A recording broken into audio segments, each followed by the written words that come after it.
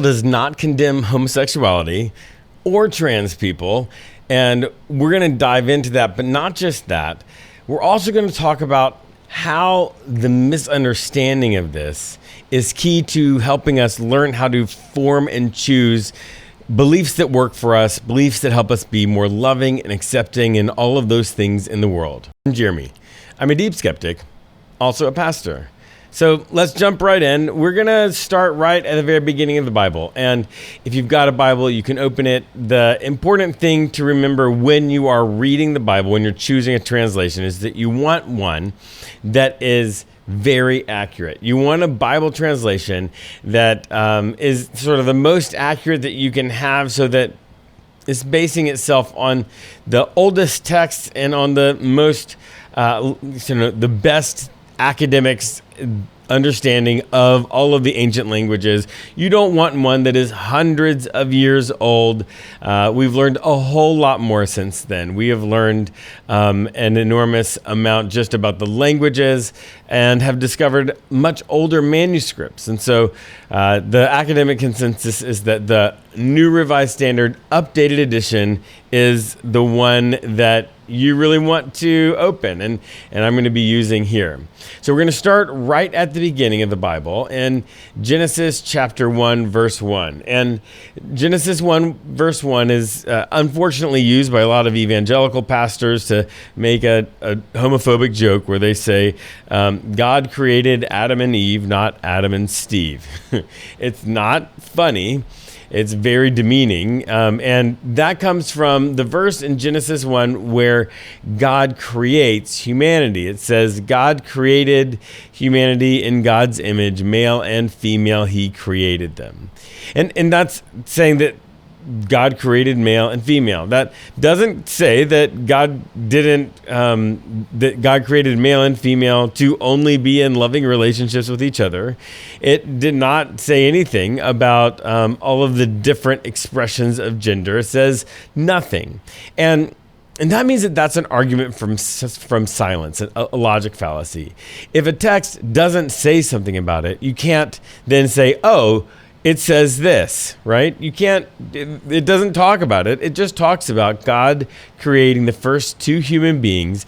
And those first two human beings were male and female.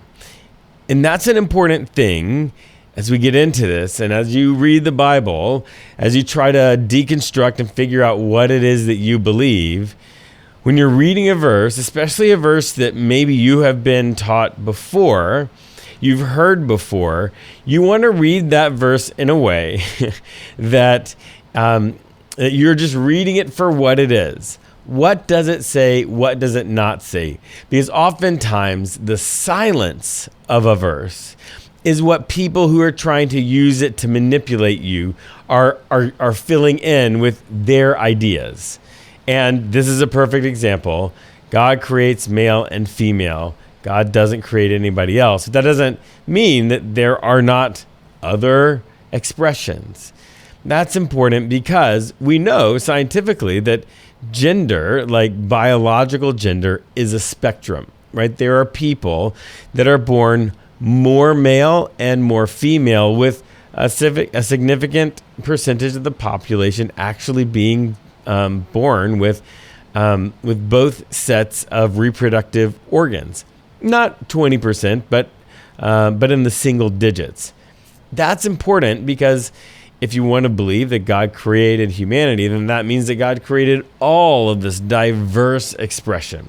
So we're going to have to just let Genesis 1:1 go. Let's get into the next passage. The next passage, we sort of fast forward. We're still in the book of Genesis, Genesis chapter 19. And Genesis chapter 19 is the story of Sodom and Gomorrah. And the Sodom and Gomorrah story is interesting.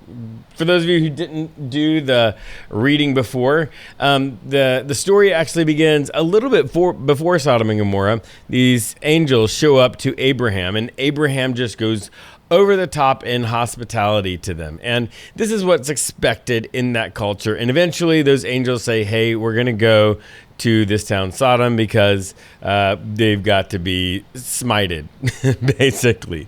So they go to Sodom and Gomorrah, they enter the city gates, and no one greets them. This is like a huge scandal in the ancient world because the way you travel from city to city, there weren't hotels. When you showed up in a city center, if you were a traveler, people would invite you into their homes. They would feed you, and that's how the world allowed people to travel at that time. It was a huge pressure for the first people to see a traveler to do that. And they waited and they waited, and no one came up to them. And then when it was getting dark, a guy named Lot comes up to them and says, "Hey, you should come to my house. It's getting dark." Lot does that, and he feeds them. And then it says, all of the men of the town come out to outside of Lot's door and bang on it and demand that he let them outside, that he put the men outside so that the entire town of men can have relations with them, if you know what I mean. And Lot says no, and then Lot does something equally horrible. He offers his daughters, but the men, the angels, they don't do that. They stop the whole thing and disperse the crowd. Now, what is happening there is not homosexuality. It's not people of the same gender falling in love with each other. What's happening there is gang violence, right? It is a huge number of people demanding to have their way with someone, and that's not okay. But it's interesting that the Bible says that the sin that was there was not even that the sin, you find it in Ezekiel chapter 16, verse 49. This was the sin of your sister Sodom. She did not support the poor and the needy. And it does seem that when you take it in its context with first Abraham having the men show up and going and doing the hospitable thing to them, and then them showing up in another town, and we have this contrast that yes, they are not hospitable. They don't take care of people who need to be taken care of. That's just not about homosexuality. It's not about any LGBTQ issues at all. So that's the book of Genesis. The next passage that we find is in the book of Leviticus. Look, the book of Leviticus, chapter 18, verse 22. It uses a word called mishkabe. And mishkabe is an unfortunate term in that it doesn't translate very clearly, right? Because for a lot of reasons, one of the main reasons that it doesn't translate very clearly is that there's not a lot of instances of it, and so when you find a translation, it'll do its best, and it says, like in a lot of translations, don't lie with a man as you lie with a woman. For it is an abomination. But that word lie is the word mishkabe, and it has more of a sense of roaming, of maybe sexual addiction. There are some scholars that say it might be like sex worship, worshiping other gods, which might make a little bit more sense sometimes because the book of Leviticus is a book that's sort of talking to the people who run the temple. But it is not talking about two men or two women falling in love with each other and setting up a life with each other. It's not talking about that at all. It's not talking about what we refer to when we use the term homosexuality. Leviticus chapter 20, verse 13, it's the same. It says, we'll just go ahead and just read it right out for you. Leviticus chapter 20, verse 13, it says, if a man lies with a male as with a woman, both of them have committed an abomination. They shall be put to death. Their blood guilt is upon them. Now, it's important at this point to note that the way they viewed sexuality in the ancient world was very different than the way we view sexuality now. There was no mutuality there. The women, the female was the submissive, was the object, and the person who played the insertive role was the dominant. And this was part of their social hierarchy. Women had no rights. They couldn't own property. They were bought by their husbands from their father using a dowry. I mean, it was nothing like marriage and sexual expression today. Just wasn't. And so, but what happens is in that culture, it is very, very concerned with hierarchy and dominance. And so there are hierarchies based on who you were born, right? Based on your citizenship status. Anything that violates the hierarchy, that takes it and upends it, that is a sin in that culture.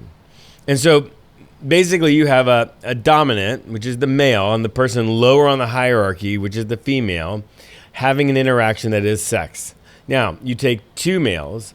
One of them is going to play the insertive role, and the other one is going to play the receiving role in that encounter.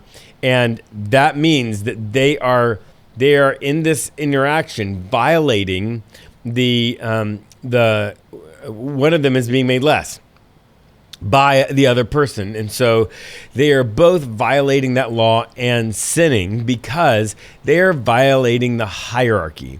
It has nothing to do with them, with their relationship or how much they care about each other or anything that we might think of when we are discussing homosexuality in the modern world.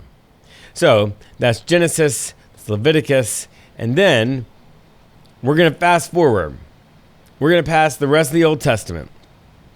We're going to pass everything Jesus said. At some point, Jesus does reference back to a passage in Genesis where it says, talking about marriage and a man leaving his wife, and they become two flesh or one flesh, and it's not talking about anything other than that. But Jesus doesn't talk about homosexuality or same gender or anything. And then we get to Romans chapter 1, verse, it's a long passage. It's Romans 1, and it's like 18 through, 18 through 32. But what happens here in this passage, it talks about the people who are engaging in same-sex interactions. It says, for this reason, God gave them over to their dishonorable passions. Their females exchanged natural intercourse for unnatural and were in the same way also the males giving up natural intercourse with females. They were consumed with their passion desires for one another.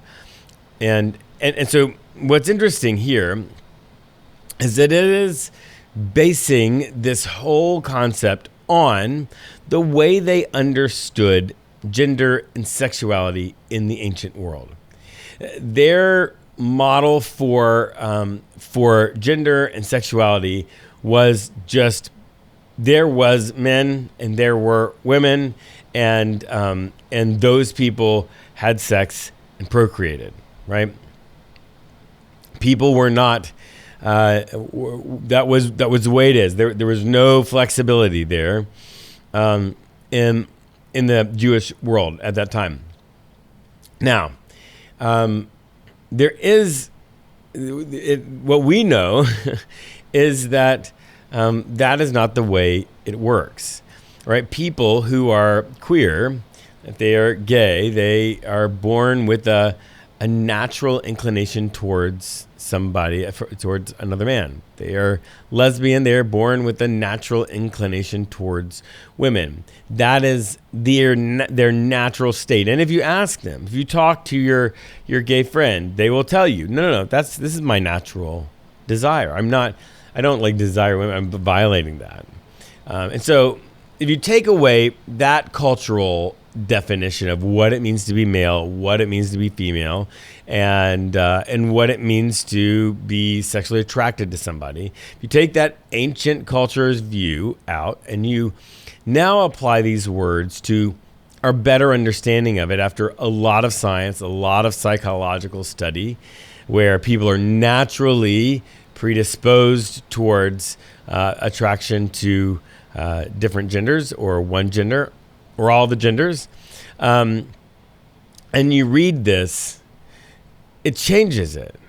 Because what it's saying is that people were giving up their natural desires for unnatural ones.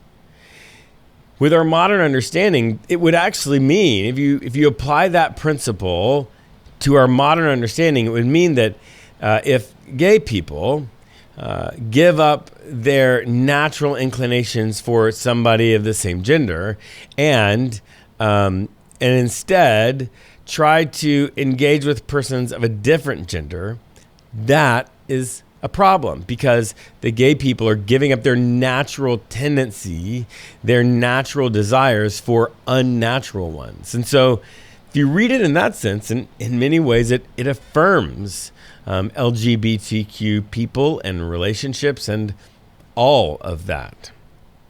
And so that is the book of Romans, but we actually don't have much left.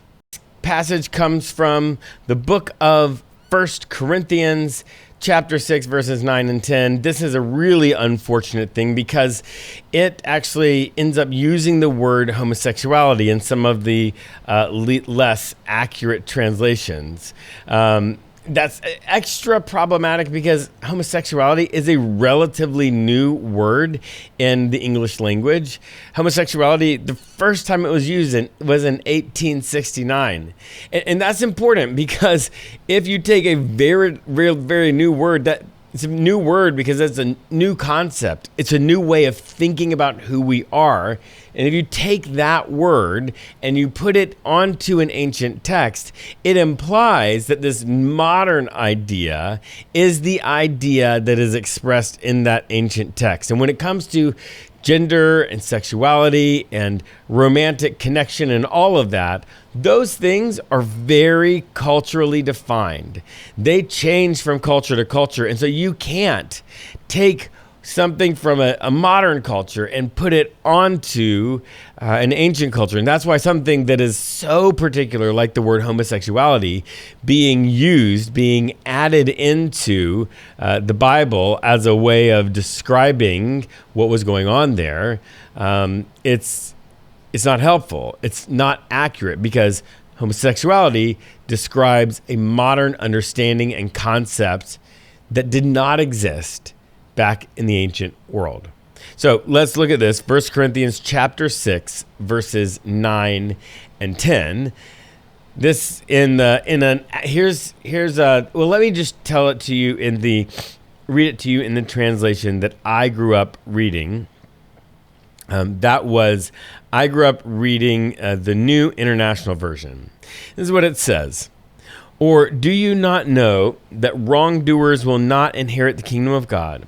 Do not be deceived, neither the sexually immoral, nor the idolaters, nor adulterers, nor men who have sex with men, nor thieves, nor greedy, nor drunkards, nor slanderers, nor swindlers will inherit the kingdom of God. That one uses men who have sex with men. If you look at other translations, you will find in the American Standard Bible, it says immoral, nor adulterers, nor homosexuals, right? Neither men who have sex with men, nor homosexuals is an accurate translation. Again, I told you the most accurate translation on the market right now is the New Revised Standard Updated Edition. That reads like this, the list. The sexually immoral, idolaters, adulterers, male prostitutes, men who engage in illicit acts. Men who engage in illicit acts. And there's a footnote there that says the meaning of the Greek is uncertain. And that's because this word malakoi, is not found in enough places to really understand what is meant. But we can know what it's not meant. It's not meant homosexuality because this idea, this concept, that word is too young to be used in this setting. And then we have 1 Timothy. 1 Timothy chapter 1, verse 10. It says, again, another list, the sexually immoral, men who engage in illicit acts. And that is in the older translations where it would be homosexuality. It would be sexually immoral, homosexuals, right? But here it says, again, men who engage in illicit acts, slave traders, liars, perjurers, whatever else is contrary to sound teaching. That's another word, and that word is arsenokoitai. Now, if you go back and you look in older translations, like way older, you go back to like Martin Luther and German translations.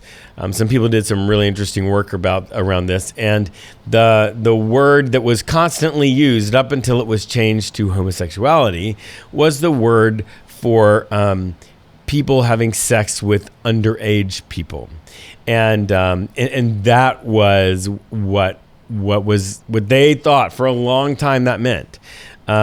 It is not that. Also, homosexuality is in no way that. But it is talking about illicit acts. It's not really clear. There's not a really clear way to understand it. And so putting homosexuality there, it's just not accurate. And that's all of the verses in the Bible that address it.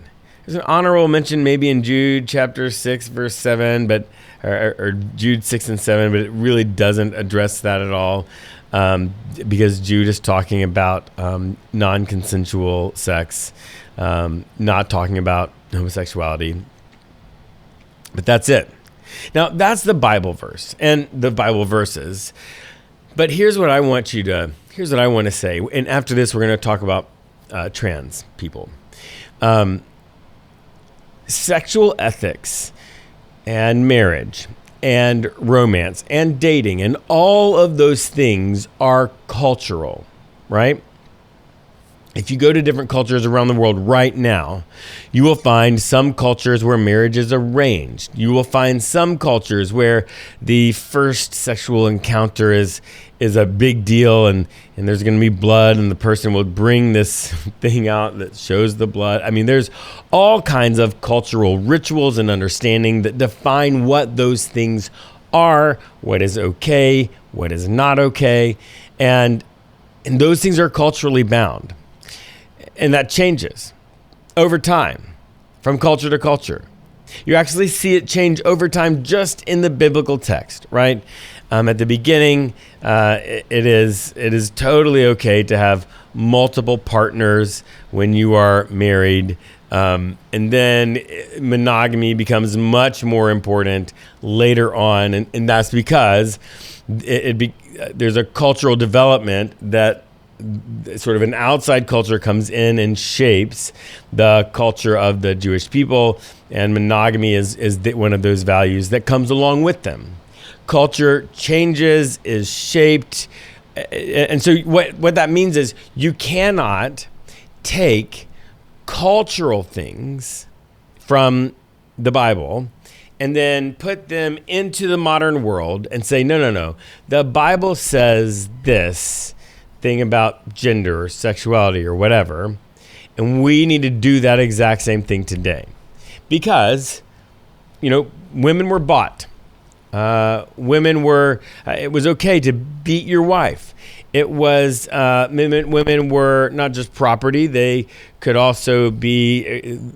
They could also not own things. And when you look at all of the cultural values around marriage and relationships in the Bible, people do not want that. They do not want what would be considered a biblical marriage, because culture has changed.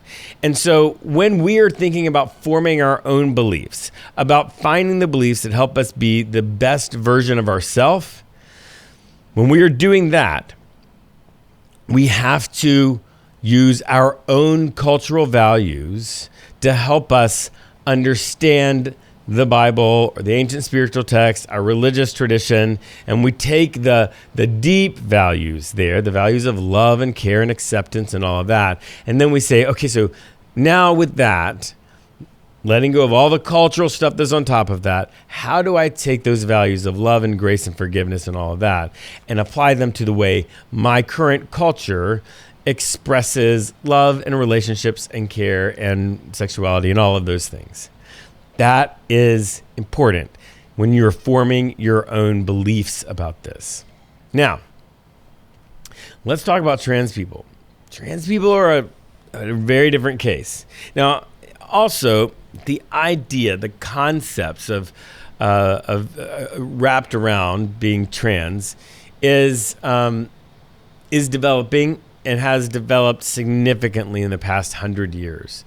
Our understanding of that, both psychologically and physically, have just radically. We've had an enormous amount of research and understanding that helps us understand how to help those people be healthy and have a wonderful, fulfilling life. So it's going to be difficult to find exactly that in an ancient text, right? Just like it can be difficult to find homosexuality in an ancient text. And by that, I don't mean to dismiss trans people, to say that there were not trans people in the ancient world. That's not what I mean. But when scholars talk about something like this, what they look for is an experience, the closest experience in that culture to the experience that the people in this culture have. So when scholars do that, the closest thing they find is the experience of eunuchs. And don't get me wrong, it's not the exact same. And I am not saying that trans people are eunuchs, okay? What I'm saying is that scholars point to that as the being, if you're going to look for something in the Bible about that experience, that's what you need to look at. And when you look there, you see something really beautiful.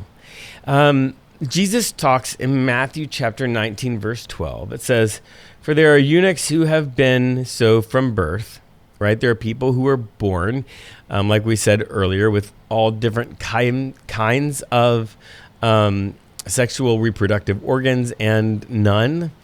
So it says there are people who are eunuchs who have been so from birth. There are eunuchs who have been made eunuchs by others, and this was a practice of removing the sexual organs from people so that they could be considered safe around like the king's wives. It also was something that when people were eunuchs, that they moved freely between the spaces of men and women. They were considered welcome in both of those places, and they were sort of equally female and male in those settings. And then he continues, "And there are eunuchs who have made themselves eunuchs for the sake of the kingdom of heaven." So there are eunuchs who have chosen that for themselves, and he's using that as a positive thing. He uses kingdom of heaven language. That's positive language. He doesn't condemn it. He doesn't say it's evil. He doesn't say any of that. And that's beautiful, especially when you combine it with another piece of data. And this piece of data comes from the 2nd century Mishnah. And the Mishnah is the sort of writings of the rabbis. It's also called the Oral Torah. And in that text, it says that there are 6 genders that are recognized in Judaism at that time. 6, not just 2 or 3, 6. The genders are called tuntum, which is it's not a distinct gender, but it is a state of doubt between male and female. Like, I'm not sure if I'm a man or I'm a woman or something else. I'm in the in-between. That's tumtum. And there's male, of course, and female, of course. And there's something called androgynous, which is no gender. And then there's alionite. Alionite is a person who was assigned female at birth, but is barren and perhaps ends up being masculinized, maybe even lives as a man. And then there is a eunuch who is at birth either through human intervention, who can be a eunuch by birth either through human intervention or a person who that happened later for them. So that is in no way against trans people, right? The Bible, you just cannot use it to support that kind of hate and exclusion. The people who are doing that are doing something unbiblical. But here's the thing. Apart from all of that Bible stuff, and I say all the Bible stuff because conservative evangelical people use that all the time, and it's important to be able to understand the reality of that, and the reality of what those positions are and how they come to those positions so that you can intelligently engage or not, but be able to dismiss those on your own. But I want to say that we don't have to cede the argument and our beliefs to the people who say it has to square with a literal interpretation of the Bible. Your sacred text is important in your belief formation, but it's not everything. And your experience of the world is a huge way that you understand which beliefs work, which beliefs help you become the best version of yourself, which beliefs will help you find a purpose greater than yourself, and maybe even experience transcendence. And that is based on much more than an ancient spiritual text. That's based on your life. It's based on logic. It's based on the people in your life that you respect and what they say about it. And so it is really, really important to not over-focus on the Bible when we're talking about forming beliefs, or whatever your sacred text is, but instead for that to be one of the things that you consider. Because I'll be honest, it feels like being kind to queer people and trans people, being kind to all of these different communities, that's where it's got to start, right? That's just the beginning. That's the table stakes. And yeah, it's part of being, and it feels unchristian to do anything other than that. And then when you add to it this other statistic, it seems even more compelling, right? Even more compelling that it's when a queer kid comes out to their parents, there's a 15% chance that they will attempt suicide. If that family rejects them on religious grounds, they have a 30% chance. It doubles. And I don't know about you, but for me, it just feels like of the beliefs that we can have and share and impose on other people, it really feels like none of them should make kids kill themselves. And just to say, we're not going to share those things, or please, could we just not believe those things? Because the low bar feels like we're just not going to believe or share beliefs that make kids want to kill themselves, right? So I hope this helped you. I'd love to see you in the comments, and I respond to as many of them as I can here on the YouTube channel.